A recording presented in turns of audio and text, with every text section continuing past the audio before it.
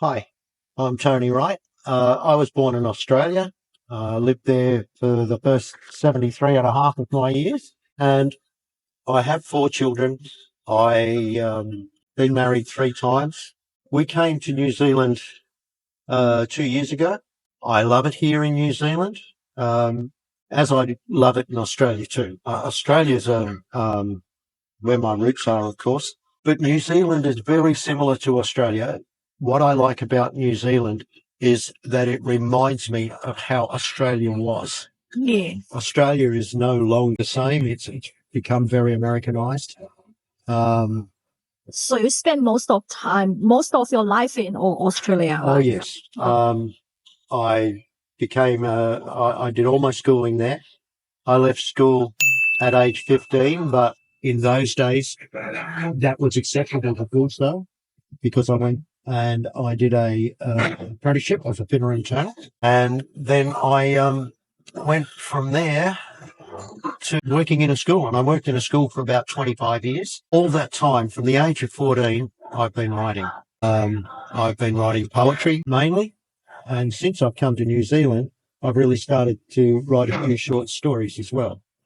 I joined a writers group here in New Zealand, which I really enjoy going to. Wonderful people, great writers, and it's just a really good time. So Tony, what part of Australia have you lived in? Well, I currently live in Adelaide, but I was born in Sydney, and I lived in Sydney till 1976. So that's from 1950 to 1976. Then in 1976, I moved to Adelaide, and I've been in Adelaide. I was in Adelaide till 2 years ago. Okay. So, compare with these two places you've been, you lived in for many years. I mean, Sydney and Adelaide, Yeah. these two. Is there any difference, or which one do you prefer? There's a big difference. Sydney's extremely fast-paced. Is a place where I don't have very good memories. It's where I spent my childhood. Adelaide was like a very big country town. Yeah. Although it's a major city, it's still a very beautiful city. It's a lovely place to be. Yeah. I love when I go back and check it out, and there's some really nice things, but it's not the same as here. Yes, of course. Auckland is a lot easier paced. It doesn't have the infrastructure, therefore life is not probably as high in terms of quality, in terms of material things, but when it comes to quality of life, the quality of life here in New Zealand is wonderful, I think. So you mentioned 2 years ago you just came from Adelaide to here. Auckland. To- What made you make this decision? It's quite a big decision, right? To move to New Zealand. We've been to New Zealand about 6 times. My sister-in-law lives here. And my wife and sister-in-law are Canadians. We came over to visit, and we both basically just fell in love with the place. Not just the scenery and the closeness of everything, because it's such a small place as opposed to Australia's wide expanse. And yeah, we just decided we'd come over and see what it was like to live here, with a view to moving here. Mm-hmm.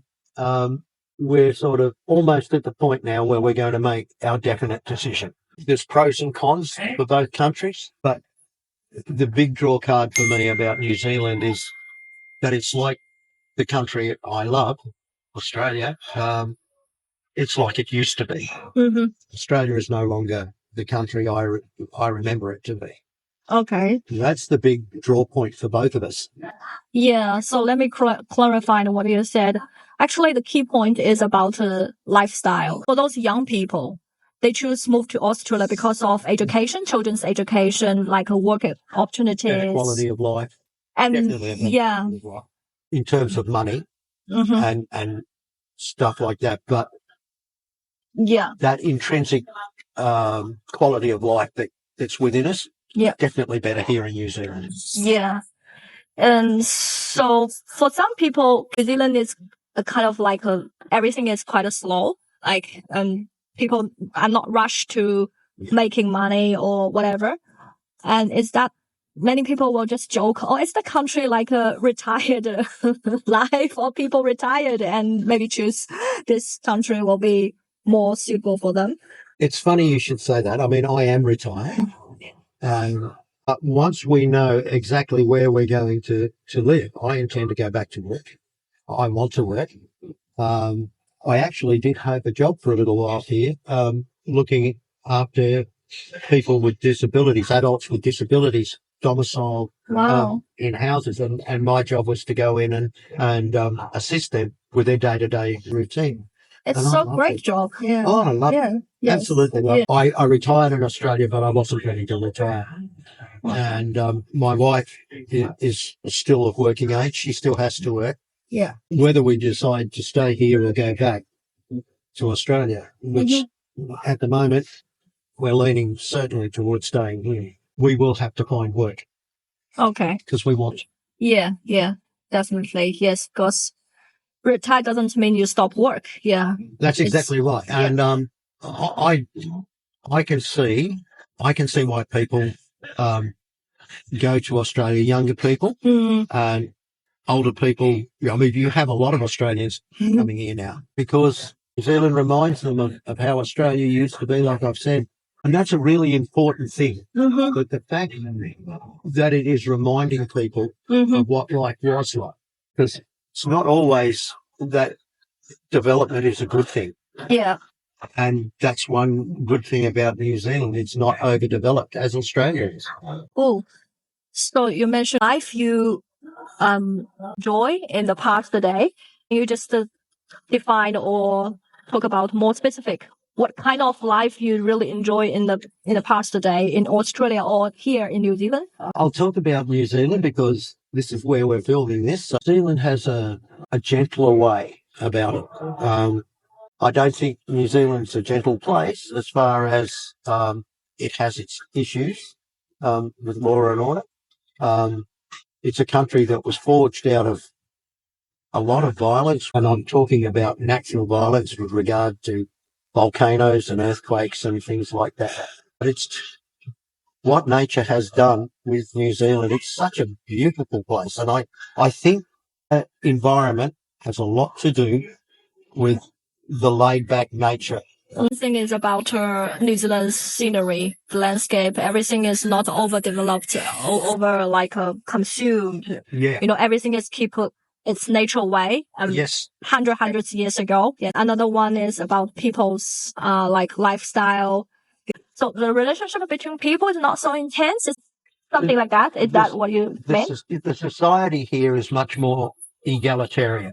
There is a lot more support for people here in New Zealand. One of the things that we noticed very much when we came here, how easy it was to get support.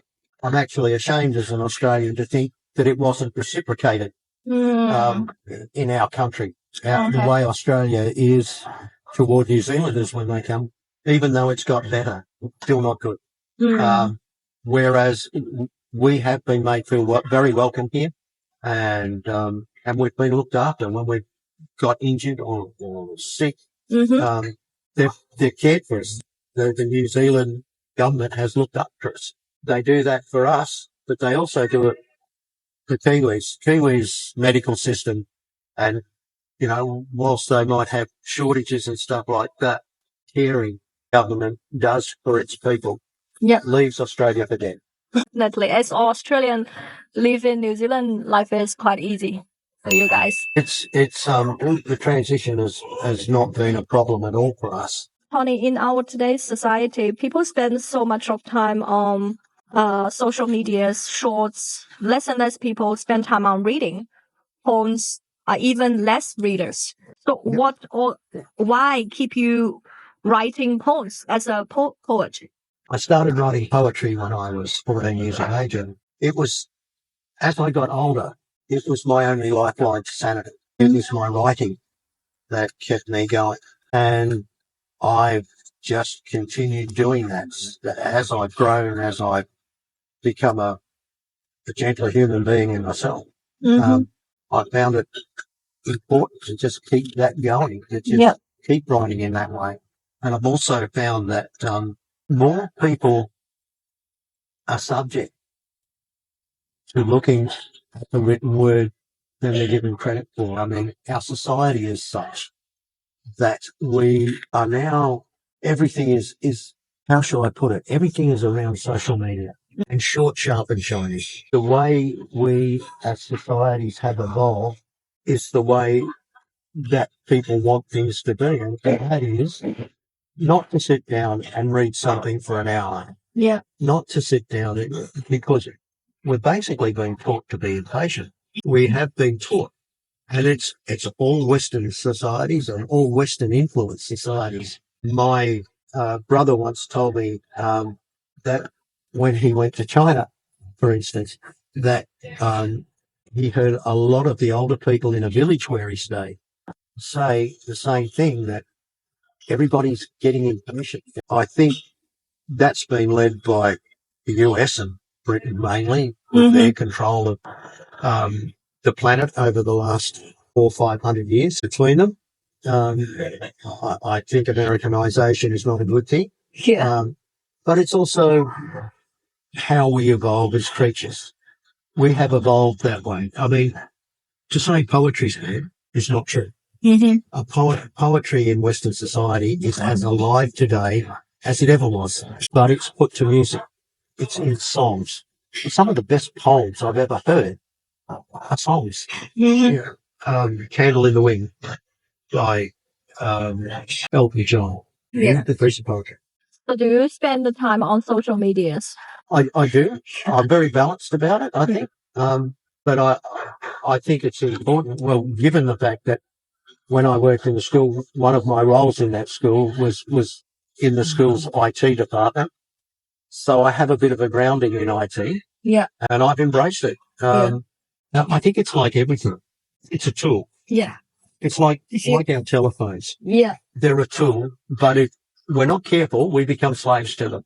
It's all about moderation. And I find the same thing with reading. Reading a book, it's about moderation. I know a lot of people, especially older people, who spend a lot of time reading. And I feel sorry for them because they're quite isolated with they're isolating themselves. Well, they're not only isolating themselves, they're already isolated, and that's what they're doing to pass their time. This is my view. Yeah. We should keep balance, yes, because we live in modern society. We cannot totally say no to those technology and, new trend. Yeah. We should embrace it. Yeah. We should embrace it and we should move with it. We just should not become a slave to it. Yeah. The same as we shouldn't, I believe, we shouldn't become slaves to our own emotions. We might feel really sad, or a person might feel really sad that the world's heading the way it is. But we have to survive in that world. We can only do that by adapting, and we can only adapt by either embracing or through contact. Yeah. So beautiful. Thank you so much, Tony. Thank you.